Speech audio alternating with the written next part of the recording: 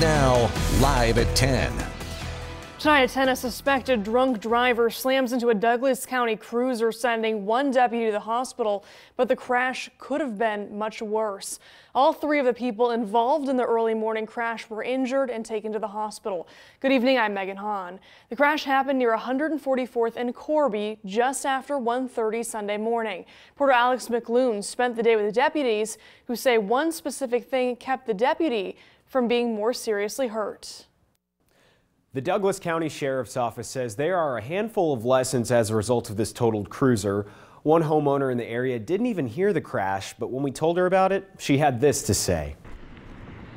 I'm surprised we didn't hear it, but I am not surprised that it happened. The twists and turns of 144th and Corby are tough to get around. At least Deb Moss thinks so. Especially at night, yes.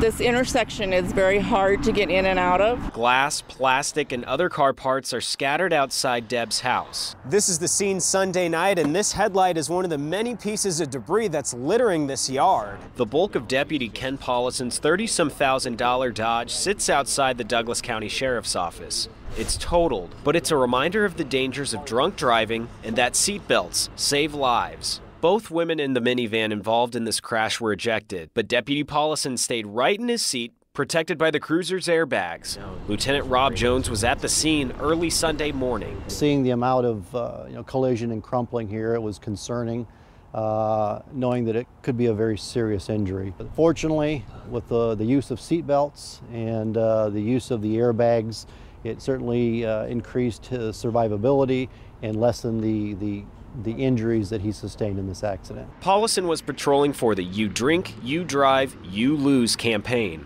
Investigators say alcohol was a possible factor for the women inside this minivan. Police say, know how you're getting home this week. A little planning ahead could be the difference between spending time at home or in the hospital. Obviously, it takes a vehicle out of service, but again, the overall message here is we're thankful that Ken's injuries and the injuries of the other driver weren't more severe. Our message to Ken is, your brothers and sisters in law enforcement are here to support you. Certainly our heart goes out to you. We wish you a speedy recovery. Deputy Paulison is in fair condition and expected to recover. The two inside the van that collided with Paulison's cruiser are also expected to recover. Reporting in studio, Alex McClune, 3 News Now.